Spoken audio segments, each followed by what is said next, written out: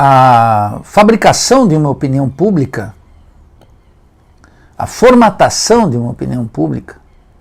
é um fenômeno absolutamente decisivo para compreender as relações entre os países, a conjuntura internacional,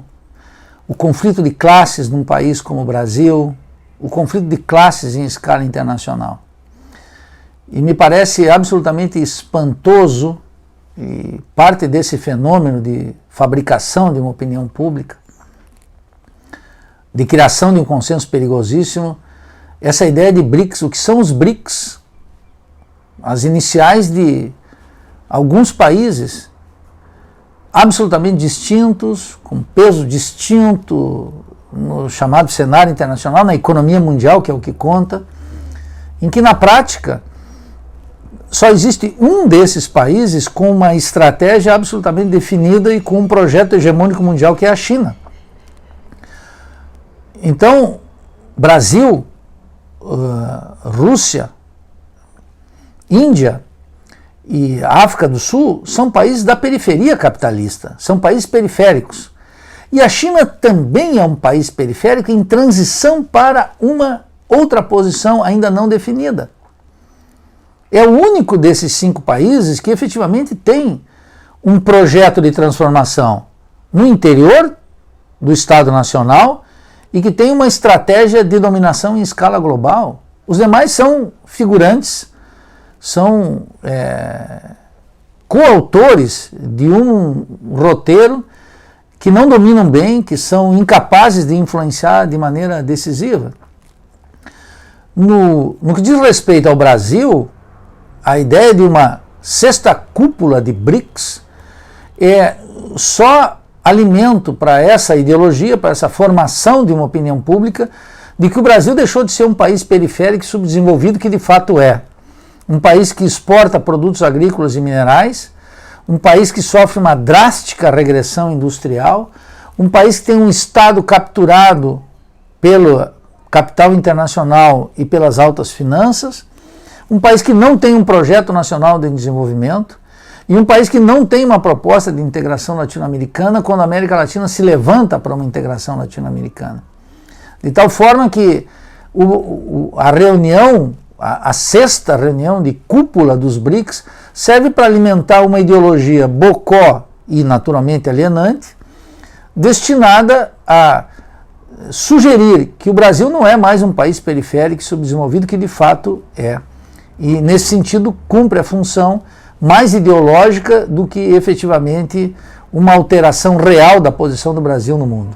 Uma das propostas dessa cúpula é a criação de um novo banco de desenvolvimento, quer dizer, mais uma vez o Brasil, já com Lula, né, na época da criação da Unasur e das propostas de Chaves, que tinha uma resistência, agora parece que a presidente Dilma também não tem nenhuma perspectiva de se agregar a essa proposta que veio da Venezuela e que também agora meio que se desfaz um pouco, né, com essa ideia de um novo banco.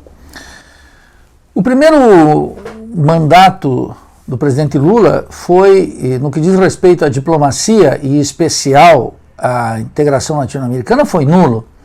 Não vamos esquecer que no Ministério da Fazenda estava Antônio Palocci, aplicava uma política de corte neoliberal, de austeridade fiscal e de continuidade plena do mandato de Fernando Henrique Cardoso.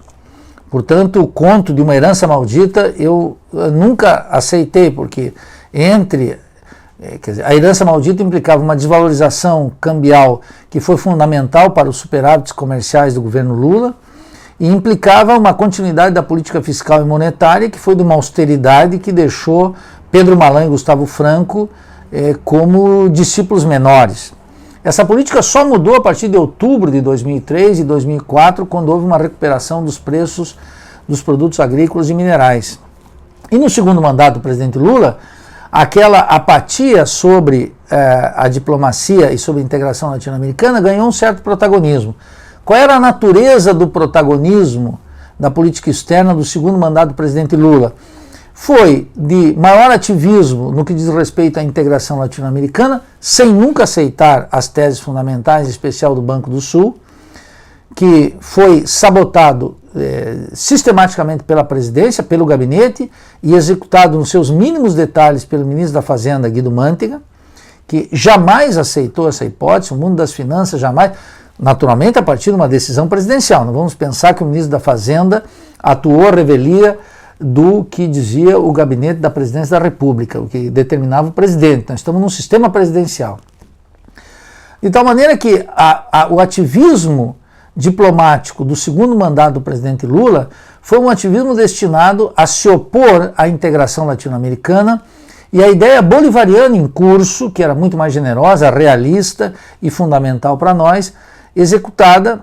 pelo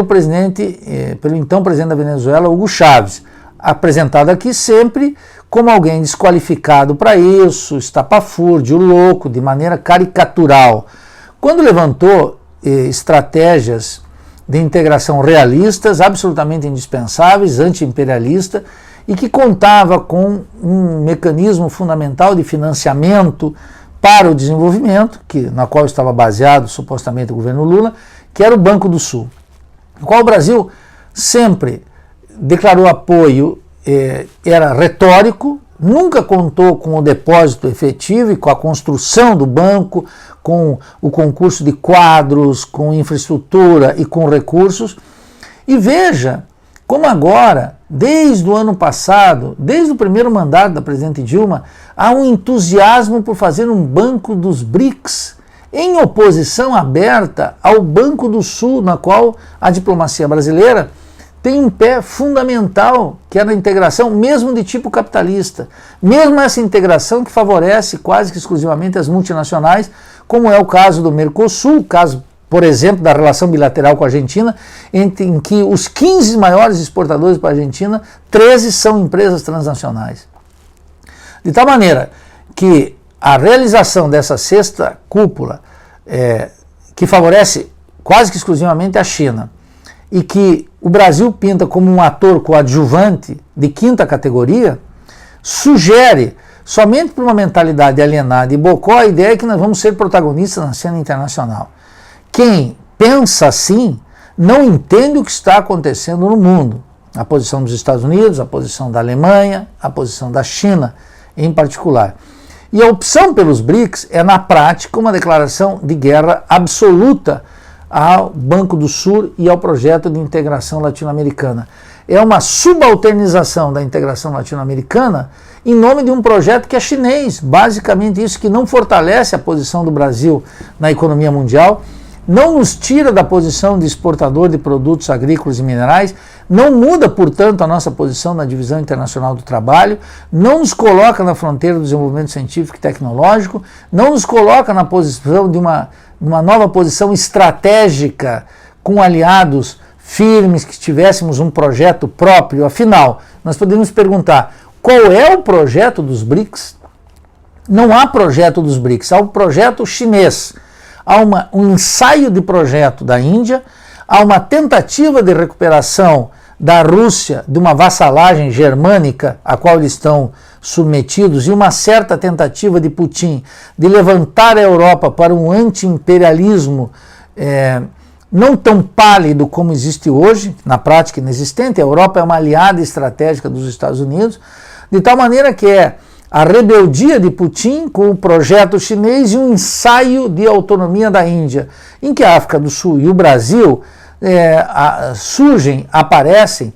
definitivamente como atores coadjuvantes, de maneira que é muito perigosa essa cúpula no sentido de fabricar essa opinião pública através dos meios de comunicação, dos partidos políticos, do parlamento, dos sindicatos e dos acadêmicos que têm uma servidão voluntária histórica para isso, e que não muda o essencial, tira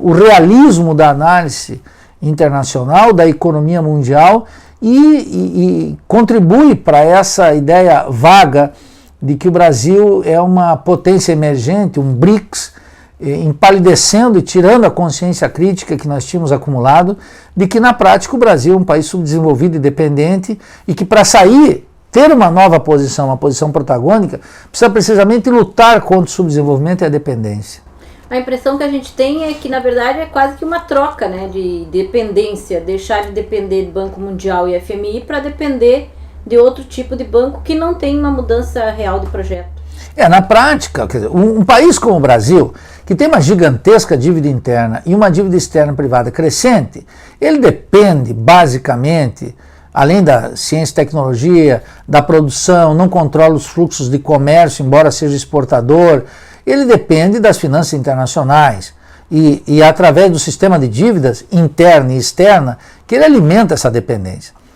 Criar um Banco do Sul era uma estratégia extraordinária, não só para fomentar e amparar o comércio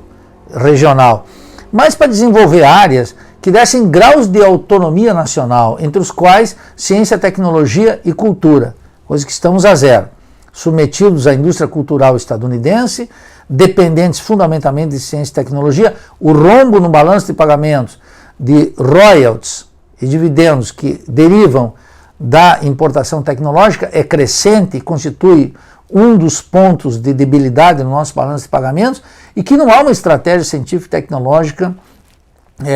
consequente para enfrentar esse grave problema. O Banco do Sul tinha que apoiar isso, quer dizer, ampliar o mercado latino-americano, construir empresas grandes nacionais, sair da dependência científica e tecnológica, enfrentar problemas produtivos e tecnológicos de maneira coletiva na América Latina.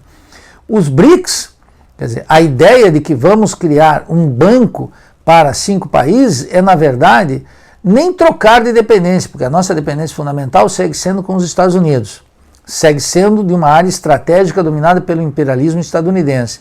Não acumula numa posição própria e nem acumula na ideia ingênua que alguns têm de que nós, com esse banco, poderemos ganhar margens de autonomia diante dos Estados Unidos, da dependência financeira, econômica, científica, tecnológica e cultural que estamos submetidos a partir da expansão imperialista estadunidense. Porque o volume de recursos é muito pequeno. Não é o suficiente para enfrentar as cifras do mercado mundial e